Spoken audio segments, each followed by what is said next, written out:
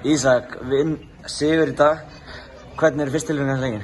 Bara fáránlega ánægður, skilur. Bara geggjað hvernig við kláruðum þetta, þú veist, samfærandi. Komist ekki allir leikmenn á blað, ég held að allir 12 leikmenn hafi skorað stig og bara eins og við gerðum mútið Þóraku, eins og við gerðum mútið Selfossi, bara vinnum við síðasta leikinn fáránlega stórt og samfærandi og sem þýðir að við höfum að gera eitthvað rétt á milli leikja.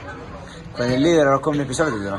Mér líður bara mjög vel, ég menna ég skeit hérna síðast ári, eða þú veist við sem lið, skilur þú veist, og við þurftum að leiða þetta hana misskilning og vonandi hefum við komið til að vera aftur í Söpuddeildinni en allir í félaginu, ég og allir aðrir þurfum að stíga upp til að það sé raunin.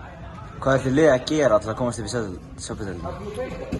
Þú veist, ég held að við höfum alveg gert þetta bara nokkuð rétt, við vorum með rosalega sterkan kjarna, Leon náttúrulega springur gjörsamlega út í vetur og er bara stórkostlegur og þú veist og bara ungu strákarnir, Lukas Aron taka þvílík skref og í þessari seríu gerðum við bara nákvæmlega það sem við viljum að gera og það kemur okkur upp og líka sú staðreynd að við séum með Colin og Hákon áfram frá síðasta ári.